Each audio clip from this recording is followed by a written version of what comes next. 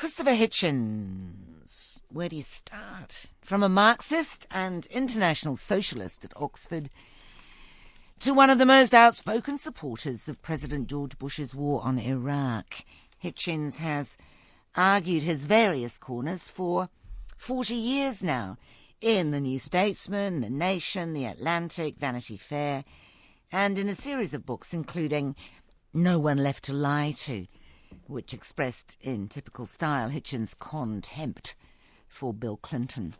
More recently, he joined the so-called neo-atheists with a book called God Is Not Great. Well, now Hitchens has written a memoir in which he appears in full limelight with not a bushel in sight. A sample of his prose, The Bogus Refulgences of Khalil Gibran, the huge bore and fraudulence that is the Nobel Peace Prize. John F. Kennedy was a high-risk narcissist. And who can forget his earlier descriptions of Princess Diana and Mother Teresa as a simpering Bambi narcissist and a thieving, fanatical Albanian dwarf. Hitchens' memoir is naturally hugely entertaining, erudite, littered with literary references and famous names who also happen to be friends: Martin Amis, James Fenton, Paul Wolfowitz, and some enemies, of course. I asked him about the title of the memoir, Hitch 22. In the hope of evoking the famous trap set by Joseph Heller for his readers, it's about someone who has ended up by being certain only of uncertainty, by being sure of only doubt. Christopher Hitchens is doubtful? Yes, that after various lifetimes of commitment, some of which I'm not at all ashamed of and would probably do again in certain ways, if not exactly the same way. The only faction I find I'm a member of is the sceptical faction, the one that believes that everything is governed by uncertainty and by doubt. And I find I can make a fairly firm stand on that position. That's extraordinary, because you're known as a writer of absolute commitment and persuasive commitment. Well, thank you for saying so, but I hope. Well, it's not necessarily a good thing. I hope that will work in drawing other people away from their certainties, their faiths, their absolutisms. Why were you a lefty to begin with, at all? Well, I think a lot of it comes from my background, personally, because I was brought up in an area of the English lower middle class that was rather deferential to those above it and rather afraid of those below it on the social scale. And as I grew up, I found that an uncomfortable way to live, and I identified rather more with the labour and working class movements than with the Tory and establishment classes, which I didn't think we had any real aspiration to join. So there you were at Oxford, surrounded by toffs, and decided to... Well, it was more that before that at my boarding school, which I'd fought very hard to get to, my parents sacrificed a great deal to pay for, I thought it was an achievement to have got there and a privilege to be at this place, and most of my beastly young contemporaries seem to think it was no more than their right and their due, that they have a better education than anybody else. I found that had a very powerfully repellent effect on me, and then my reading at around that time of English writers of the left, most notably George Orwell, had a great influence on me. And then I think generational talk is always liable to turn rather boring and sickly, but as it happened, by the time I was turning 17, 18, it was 1968, and I'd been following what was going on in Vietnam and elsewhere, and I really felt that a revolutionary moment was arriving in the world, and that I was on the right side of it. I do get the feeling that your memoir is an eloquent and erudite and fantastically entertaining bid to explain Thank you. how you ended up supporting the re-election of George Bush and the war in Iraq. Oh, that's easy. I mean, that's the easy part. I mean, that's completely consistent with my leftist, socialist, internationalist sympathies. You may think it is, but this is your effort to explain it, is it not? Well, it's my effort to show how to demonstrate actually how the camp of those supporting regime change has been subjected to. I'd say this in a long life of studying these things, the most extraordinary campaign of slander and defamation and misrepresentation, deliberate misrepresentation, that I've ever seen. Really? Yeah. So I try to give a modest account of who we were, what motivated us, what we actually did believe, and what we got up to. Mm. And I also explained, which it doesn't take long, that with me it was a matter of what I felt was a duty of solidarity with the Iraqi and Kurdish left, who were, with one voice, completely opposed to the riveting onto Iraq of a psychopathic crime family, the Saddam Hussein family, and its fascist ideology and its ideology of genocide and aggression. Instead of that nightmare, which was giving way to the even worse nightmare of Saddam's frightful sons. Is there any parallel, Christopher, between, I don't know, what George Orwell observed happened to the Spanish Civil War and what you're observing has happened in Iraq? No. In other words, the intention may have been good, but the outcome was crap. No, not so at all. I mean, Iraq is measurably and obviously better off than it was under Saddam Hussein, let alone than it was going to be if his regime had been allowed to implode, which it was doing.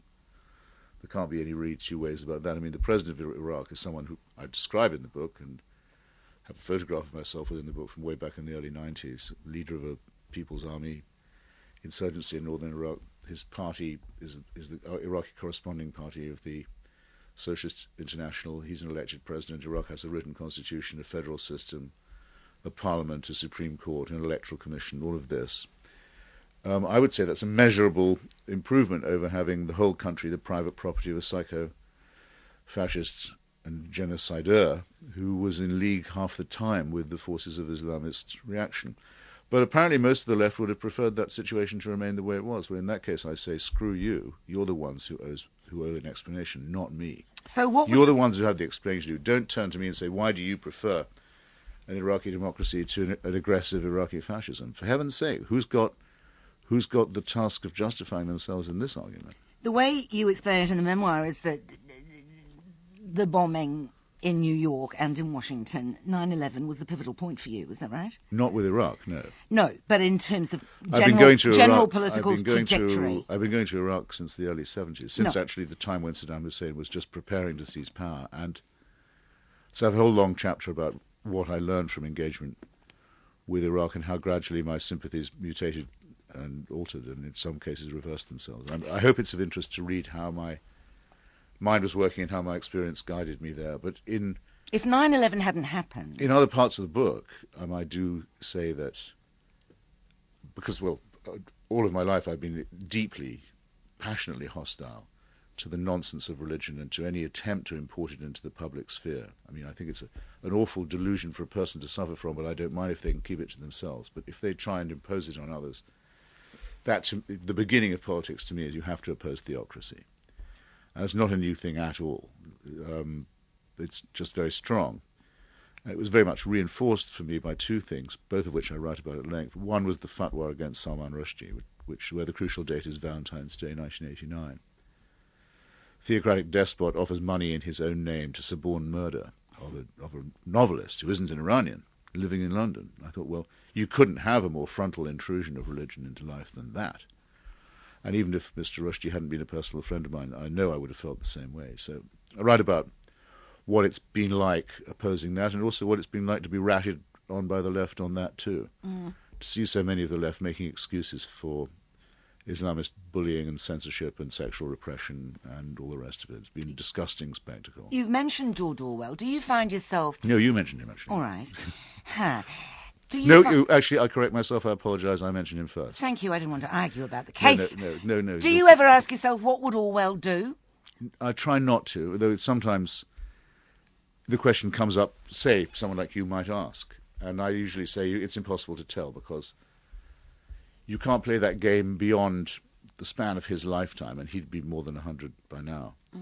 I mean, if people ask, well, what would Orwell have said about the war in Vietnam, I feel I know his work well enough, having published a study of him, to make a pretty well-informed guess. In other words, in his early writing from Asia, you can find a very, very deep loathing for European colonialism in that part of the world.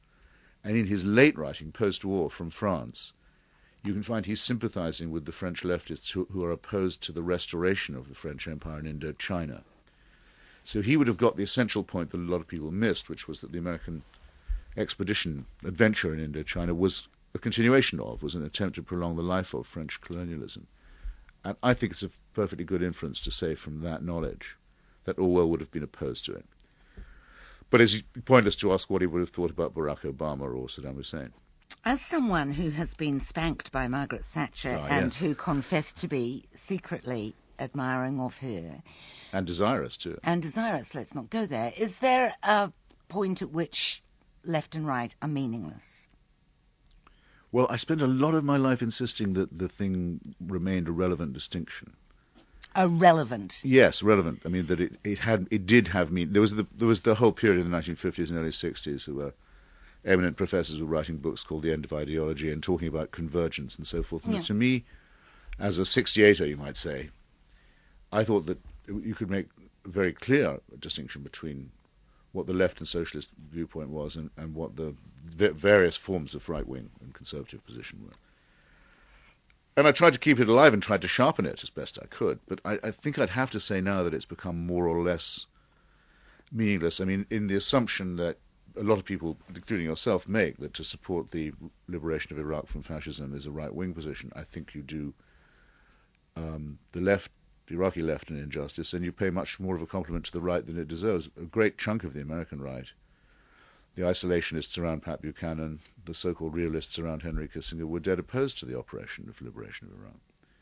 I was described in the American Conservative magazine as the most ruthless practitioner in the United States of the principles of Leninism for my position on Saddam Hussein. I think that still is the most ridiculous thing that's been said about me. But really? Yes. Worse than Alexander Cockburn saying you're a lying, self-serving, fat-ass, chain-smoking, drunken, opportunistic, cynical contrarian. Oh, well, for that, a case could probably be made. Are you still chain-smoking? But not for being a practitioner. No, well, I go in and out with it. I was off the smokes for a very long time, but I'm... You're back on the cover smoking on your memoir. A little bit. Well, that's an old picture I didn't mind. I mean, it's clearly not me. It's clearly not you. Looks like my graduation photograph. You don't see the old sack quite in that. Where was I? No, my baby brother, Peter. I thought... who's found God, interestingly enough. In a big way. Mm-hmm. Wrote, and who's very, very much a conservative, and one of the most conservative people in England, and very, very much opposed to the interventions in Iraq and Afghanistan, said, only a sort of quixotic a person like my brother could support such an obviously left-wing war. So I thought he was very much nearer the mark than the sort of passive, neutral characters who still consider themselves in their own minds to be leftists, who have no claim to be radical of any sort. So left, right. What are you now? I mean, how would you describe your politics? Well, that's the Hitch-22 catch, which is that I have no political allegiance. I'm not a member of any party. I never will be again. I'm registered as an independent voter, and the group of people with whom I spend most of my time and with whom I consider myself in solidarity are a very disparate group of people, some of them academics and scientists of one kind or another, who've taken a stand against religion in the public square and all of whose principles are based on open inquiry, the principles of uncertainty, and doubt, and are opposed to all forms of faith and absolutism. And that's a position I feel I can safely hold, or insecurely hold, questioningly hold, for the rest of my puff. One of the things that you don't really go into in your memoir is the big stoush over Sidney Blumenthal, the Clinton heir. I think it was last time we spoke, shortly after that. Yeah, because it was boring. Well, I thought if it bores me, I couldn't believe I'd ever cared so much about that. Just to reiterate, Sidney Blumenthal, at the risk of boring you, your former friend, he testified that President Clinton, had never circulated tales of Monica Lewinsky as a crazed stalker, and you signed an affidavit contradicting him. There was a huge furore. Have you spoken again to Sidney Blumenthal? I wouldn't mind doing so, but he won't have it, and I suppose I don't blame him. Actually, did you lose other friends over that? None that were of any importance to me, no. Anyway, I made some nice friends out of it, so as if to make up. That's what happens, by the way. You win some, you lose some. That's right. I don't completely ignore it. I do mention the testimony in the book, and I do. If you probably haven't got the one with the finished copy with the photographs. I do. I have. I got it last night. Well, there's a mention. There's a picture of me there with Hillary Clinton. Yes. At Sydney's, and I say, just in the caption, I say, well, this was before he became Hillary Clinton's spreader of muck against Barack Obama, That's which right. he did. The people who were outraged at me for pointing out that he was defaming truth-telling witnesses in the case of Clinton, some slightly changed their view. Now they've found out, brilliantly revealed in a recent book called Game Change, that you may have heard of, that he was the one circulating all the rumours about Barack Obama that were later taken up by the extreme right wing, such as that Michelle Obama had made a speech on tape denouncing Whitey, that Obama's grandparents were communists. All this stuff, all lying stuff, was generated by Sidney Blumenthal for the Clinton machine. So I think I was right to put a spoke in that wheel early on. But I couldn't be bothered, really, to say so in a memoir. But you managed to get a spoke in over the caption and the photograph, which I is thought very satisfactory, I imagine. Just a quick whack, yeah. Well, in passing, yes. Martin Amis is one of your great, great friends. Martin Amis and James Fenton, I think, are two of your very, very best friends. When Martin Amis wrote Cobra the Dread, he accused you of being softer on communism than on fascism, and that caused... I don't know whether it was a breach or not, but how did you sort that out? Because that was quite a big thing for him to say. Not a breach, no, because, well, actually, it's a good example of how a very serious and heartfelt political disagreement need not lead to an interruption in friendship. Though I have to say, at the time, I didn't think it was a particularly friendly act of Martin's to publish a misrepresentation of what I'd both written and said on a quite important subject. But I forgave him because it was a subject about which he didn't know his arse from his elbow. I mean, he took up the subject of communism and Marxist ideology quite late in life. I mean, for most of the time I'd known him, I would have said, with reasonable certainty of being right, that he wouldn't know the difference between Bukharin and Bakunin, and I'm not even sure he still really does. Well, that was the strange thing about his book. So I forgave him for it. He was trying to make a good point, though, even if he used me as an example and did so in a slightly klutzy way. He did say, look, if Christopher had been a fascist, you wouldn't now hear people sort of reminiscing with him, about their days as old comrades. People would draw away. They would say, well, we don't want to hear about it. But a lot of people who were unapologetic Stalinists, he doesn't include me in that category, are still sort of walking around full of rank and honor and winning literary prizes. And there doesn't seem to be any price in contempt exacted for this. As a matter of fact, I agree with him on that. It's just he misunderstood my own role in that argument. But that was painful, of course. But, I love him too much to let anything like that get in the way. You do. I think it's Lynn Barber who's pointed out that you talk a lot about the men you love, Martin and James Fenton, even Paul Wolfowitz, whom you're very fond of. Oddly enough. And I actually do quite like Mr. Wolfowitz, but I don't know him well enough to say. But you do not mention... to look on him with the eye of love. But yes, I admire him. He's a tough guy and a brave man who's been appallingly misrepresented and defamed. But you do not mention your wives. No, well, I have even a cautionary note at the beginning of the book saying I only have copyright in myself. And so if I started writing about women I'd known, I could, I suppose, I don't think I'd ever dare, write a book about that. But if I wasn't prepared to do it at great length, you can't do it scantily or you'll do people an injustice and you'll leave someone out and you'll get into trouble. But people who are in public life already, like Martin or the other person I have a chapter about, Salman Rushdie, who live a lot of their life in public, who've written about me, say, I mean, that's fair game. And so I write at length about that and about male bonding, I suppose, in a way as well.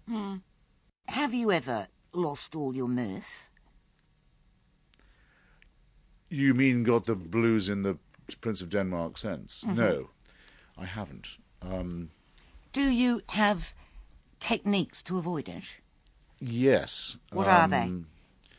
Well, reading is a wonderful consolation to me. It almost never fails. If I pick up a favourite book and it doesn't grab me, I think, well, I better immediately take a sleeping pill, and I must be really exhausted. I must be more tired than I know. And if it happens tomorrow, I'll feel alarmed. It never has. Travel is a great insurance against boredom and ennui for me. Boredom is your besetting vice. Yes, I'm terrified of being bored. And travel and friendship. There are friends who never let you down. You call them up, and it's never boring. You haven't mentioned alcohol, but is that one of your remedies? Well, that's a junk remedy. I mean, if you're using it because you feel you have the blues, I don't know, but I think it would probably intensify them. I learned from my father, who used to drink because he was low. He was a very pessimistic guy. That it would only make him more low and more pessimistic. I mean, it really didn't work. No, I drink when I'm happy. It serves to prolong a moment that I'm enjoying, so that the dinner party goes on that bit longer, or the conversation, or whatever it might be. The reason I asked you whether you ever lost all mirth was because your mother, Yvonne, Yes. killed herself, clearly had lost all her mirth, despite the fact that she was a bright and clever woman. Do you feel, Yes. Do you feel guilty? There's a guilty thing going on. What? I have one terrible cause of remorse, yes, which is that. But I don't know if the listeners will know. I have to say a bit more, don't I, about what the circumstances were? Yes, you do. Well, my mother's marriage to my father dried up, I think, quite early. Mismatched. Yes, it probably never got married in the first place. It's an odd thing to be said by the child of this union, but there you are. I always knew it too when I was a kid, that they weren't supposed to be with each other. Anyway, marriage dried up, that happens. She took up with another guy, that happens. I think she left it a bit late. I think she was approaching a difficult time in the life of a female. I think she was also feeling she was losing her looks. She'd been very beautiful, as my photographs in the book will show you. And I think she thought she'd blown her last chance, because that romance didn't work out either. So they went to Athens, I think deliberately with the intention of taking a suicide pact. Though it was actually initially reported as a murder, so I went to my mother's death site as a crime scene. And among the things I discovered in discovering that it hadn't been a murder but a suicide, was that she used the hotel switchboard to place a number of calls to my number in London. And I was a young man in those days. I was 22, 23, and I was never at home. And she never got me. And there were answering machines, things like that weren't around in those days, or not in my life. So I can't ever read about closure without thinking, well, it doesn't apply to me. Because I'm convinced that if she'd got me, even if she hadn't told me what was going on, that just hearing my voice might very well have given her a handhold and prevented her from letting go. And I feel even that might be what she was hoping for by ringing me. She wanted a handhold, and I wasn't there. So it took me a very long time to be able to write about that with any kind of composure. And I would call it remorse. But it isn't exactly guilt. I don't blame myself for not being at home. No. But you wish you had been. But I sure wish I had been. Yeah. Interestingly enough, just for one call would be enough. When you describe that in your book, you immediately talk in the same breath about politics, because the coroner that you had to deal with in Athens was Dimitrios Kapsaskis, and he was associated with the junta, and off you go onto the disgraceful nature of the Greek regime at the time. Well, it was extraordinary. I think I would have written about what had happened to my mother in any case, because I don't think you can really do a decent memoir without giving some account of your parents. But I made it a little bit longer, because the scene of her death was also the scene of war and revolution and crisis in Greece. In late 1973, a military coup from the extreme right, tanks in the streets, friends of mine being tortured and having bullet wounds they were afraid to take to hospital and so forth. All this was going on at the same time, and the coroner, Dimitrios Kapsaskis, as you say, not only was a junta stooge, but was famous because those of your listeners who are old enough will remember the wonderful Costa Gavras movie Z, about the murder of Grigori Lambrakis in Greece in the 1960s. But I still think the greatest political thriller film ever made. And Kapsaskis had been the coroner in that case and had found, conveniently, that Lambrakis had only died from hitting his head in a fall and not from being coshed over the head by a secret policeman paid by the Greek royal family, which was, in fact, the cause of death. So across the table from me was this guy who just made your flesh crawl. It was an early education for me in the way that politics never quite leaves you alone. You can try and ignore it, but it'll come and find you. Apart from Iraq, you have further particular disgust for the Argentinian junta under the vile generals. General Videla, whom you actually met when you went there. Yes. What was that about? How do you mean, what was that about? about? Well, why did you meet him? Oh, because I wanted to ask him about the disappeared Argentines, who were then, the numbers of whom were then climbing well into the tens of thousands. And I thought, well, the only way to do that is to make nice and go and have a polite interview with him. I have a picture of myself shaking his hand, and I caption it, swallowing vomit. Well, it's very nearly literally true. I mean, the consolation, it's the way I've justified it to myself, keeping a grin on my face and shaking his reptilian paw, was if this guy knew what I was thinking, he'd curl up and shrivel, like a salted snail. But anyway, not to make a parade of my own feelings.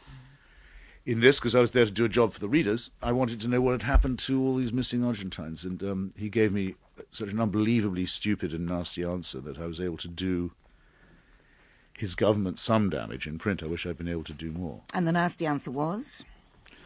The nasty answer was that these people had not disappeared at all, that they were runaways. This happens in all societies. There are road accidents in all countries. People do disappear, or that there were people who had repented their previous allegiances to the left and were afraid of their former friends and were in hiding to avoid revenge. And then when I said, well, none of this could be true of, I had a named woman. I can still remember her name. This was the woman in the wheelchair. Yes, Claudia Inez Grunberg, a quadriplegic, last seen in the hands of his police. He said, well, if what you say is true, she must have been guilty of an ideological crime.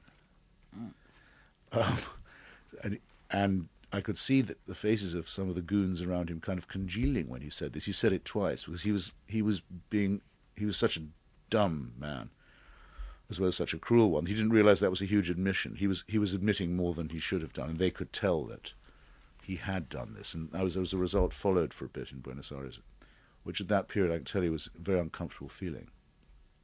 Your father, Eric, you say World War II. Yes. Of that, he said the only time he really felt he knew what he was doing. Yes. Have you ever felt that? Not in quite that same way, no, because my father, I think he has this in common with a very large number of ex-servicemen of his generation, that the experience of war was the high point of their lives, even if it was very bleak and frightening. And, or as he put it, as many people have, wartime being long periods of boredom punctuated by brief periods of very intense terror. He didn't like the post-war world much at all, did he? He didn't, and he hadn't done very well out of the pre-war world. I mean, like a lot of men of his age, born just in time for the First World War. I think my father was born in 1909. Brought up as a young person in a time of slump and mass unemployment, very poor. So not much of a youth, and then the next you're in uniform and you're having to fight the Germans all over again. And by the time that's over, you're approaching middle age. You wonder where it's all gone. And a lot of your friends have been killed. And then you don't have a job again because the Navy downsizes you. So my father's very typical of a certain kind of British middle-class person who, though their opinions were very conservative, hadn't got much to thank the establishment for. Again, that was very formative on me. So was that one of the reasons why you went off to become a Marxist? You reacted against his conservatism, do you think? No, it was more the conservatism, the unthinking, smug conservatism of the people of my own age that revolted me. I could see why he was a reactionary. I could get the point of that. And I could see it was a function of his general pessimism. What I couldn't forgive was this unbelievable self-satisfied contentment of my contemporaries at boarding school. I found that powerfully repellent. I still do. Was your father proud of you? Well, I think that he finally was. I used to think I must be a huge disappointment to him because he wanted me to be good at sports, and I can't give a damn about sports. He'd have liked me to be good with my hands, maybe able to repair a car or something. He could do anything like that. I can't change a light bulb. He would have liked me to be good at science and math, which I'm not. I was interested in poetry and in fiction and things like that. And I moved to the left, which he thought was a sort of general pest to society. However, you do say that he used to give Christmas gift subscriptions to the New Statesman. Yes, so finally I found late in his life that on the quiet he had very few friends, but at Christmas he would give them these Christmas gift subscriptions to this socialist magazine. I was saying, might be interested, rather good piece by my son in there. And I thought, now, isn't that funny? That's nice. And he didn't know I knew. He didn't know I'd found out. And I think he would never have told me. He wouldn't have wanted me to give me the satisfaction. What you say your father taught you was, without intending to, he taught you what it is to feel betrayed by your own side. Yes. Expand. Yes, I mean, my brother has a bit of this too, not just conservative in the conventional right-wing sense, but actually reactionary, nostalgic for an England that is no longer there, of steam trains and wearing a hat on November the 11th, that kind of thing. And the sort of unquestioning position of the pound sterling and the royal family. Orwell's actually very good at evoking that sort of lost England of extreme social security and everyone more or less knowing their place. And then my father worked very hard all his life, never made any money. Suddenly in the sort of Tory 50s, everything is commerce. All kinds of very vulgar, obvious people are making heaps of money, making it, not earning it. He'd have been very Protestant about that. People like him sort of elbowed to one side and pushed to the back of the queue. Their sacrifice not appreciated. Their pensions cut by the Royal Navy and by the Admiralty, and new pensions, higher level ones, awarded to people who hadn't served in the war. One disappointment after another. But nothing would break his allegiance to the Tory party. Or, actually, I think he once did tell me, if you want to know what his politics were like, this would pretty much do it. He said, if they build this Channel Tunnel and join us to France, he said, I'll never vote Tory again. And I thought, well, there is a pretty conservative statement for you. And so when you say he taught you what it is to feel betrayed by your own side, does that mean that you know what that feels like too? Always, actually, it's true of anyone who takes politics seriously, I think, that they will in the end find that their toughest battle is with people who claim to be in the same trench as them. It won't be with the people in the trenches opposite. That's an understandable bit of the war. The tough bit is the fratricidal bit. Everyone comes to it sooner or later. But you don't want to be in a trench, do you? You want to keep moving around. All right, I shouldn't have used the trench metaphor. No, but I mean, boring. at one point, you may obvious. have wanted to be in a trench, but you certainly don't, you defy trenches now. Well, then let's say the detachment you're in, or whatever it might be. I'm not married to the trench point. No. But, back to the point, do you feel that you've done the kind of normal trajectory? You're going to reject this because it makes you sound like a cliche, and obviously you're not. But, socialism in your youth and conservatism in your more mature years. Is that the way it's gone, do you think, at all? Well, there are things, I go on about this, about having to carry around with me, I say in the book, a rectal thermometer just to check if I've become an old fart or not. I don't think that I have, and it's not the accusation generally made against me. And I write with some indignation about the way that Julian Barnes refers, I think with me in mind, as having done, I think it's called the predictable shuffle to the right. Yeah. Which is, although it seems like shuffle's what you're objecting to. It is. Well, there is a sort of senile whinny there. Sort carpet slippers going Hitchens on. Edging across the floor, wheezing in his frame and so forth. Don't like that.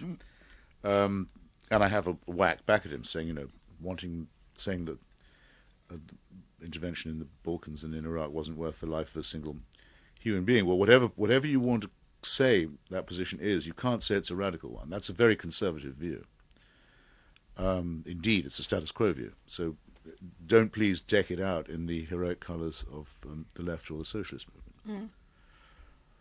No, what gives me curmudgeon moments is it's like something that happened to me in Sydney last night. I went with some friends from the Writers' Festival to the hotel bar, which was about to close, but not that late, for a nightcap. And I thought I would just have one more glass of wine before retiring, and I asked if they'd fill it up. They gave me sort of half measure. I said, no, just fill it up. And a young woman who was sort of pretending to be running the bar said to the young man who was pouring it, well, you can't serve him that. You'll have to put it in 2 glasses because it's 2 measures. And I said, excuse me, just give me the glass and I know how to handle it. Clearly they didn't know who they were dealing with. I could sort of take it from there. But unbelievable that at a writers' festival in Australia that some punk of a girl thinks she can tell me I can't have a full glass of wine unless I'm willing to have it in two glasses. I thought, well, okay, I'll humour. I'll let her hand me the 2 glasses, and then I'll make her watch while I pour them both back into each other, and then see what she makes of it.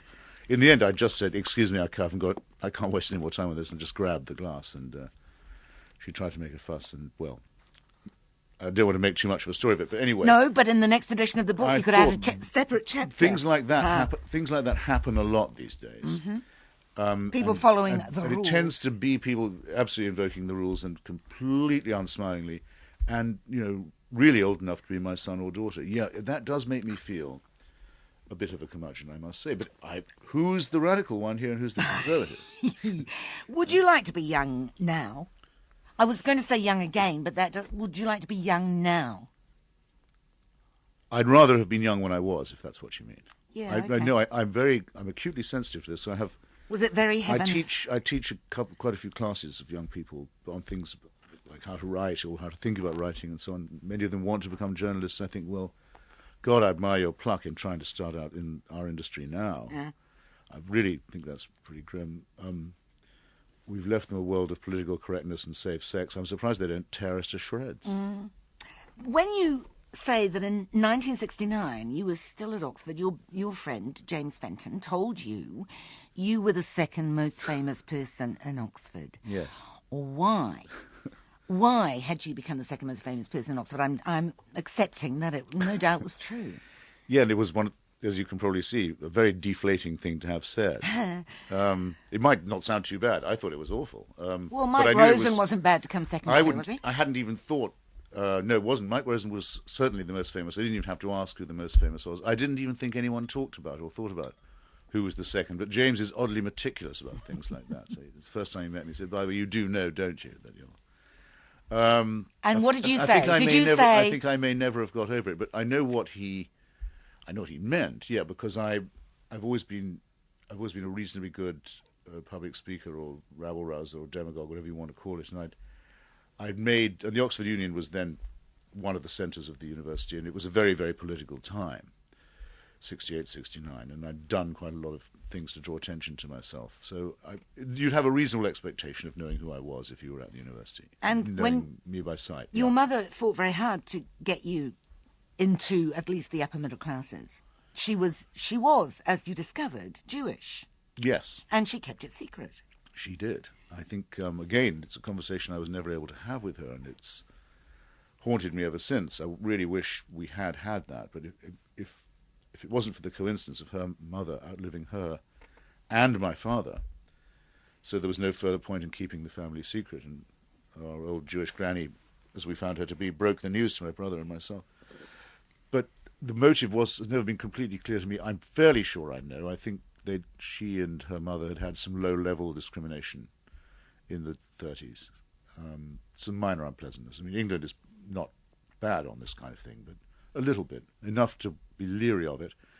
And though Dodo, my grandmother, could never have passed for anything but Jewish, my mother could. My mother was light-skinned and fair-haired and hazel-eyed and so forth, and people didn't think she looked Jewish. And she didn't want her children to be subjected to any unpleasantness. I'm guessing that means nothing to you in a religious sense. Does it mean anything to you in an ethnic sense? I'm innately suspicious about anything that involves thinking with your blood or thinking with your epidermis or your ethnicity. I don't believe the human race is subdivided at all. I think it's one race. But I do have a feeling of investiture, if you will, in the survival of the Jewish people. But I hope and believe, in fact, that I would have said and believed that before I knew that it involved me personally, because I've always thought that the way that the Jews are treated is a very important index of the health of a society, and just as anti-Semitism in an individual is a very, very bad sign, unfailingly very bad sign, so it is in a society or a state. A huge red flag, a very urgent warning that something's gone wrong. I don't think one needs to have a personal stake to believe that. Who would disgust you most? Let me see. Henry Kissinger or Saddam Hussein? It's almost impossible for me to say, because they both have the thing that makes me puke, which is they take a positive pleasure in the misery of other people. It's not the cynical statecraft. It's not the cold attitude that some very ruthless politicians, the Bismarckian types, you might say, have had. Well, you've got to be sometimes very, very ruthless. It's necessary to shed blood.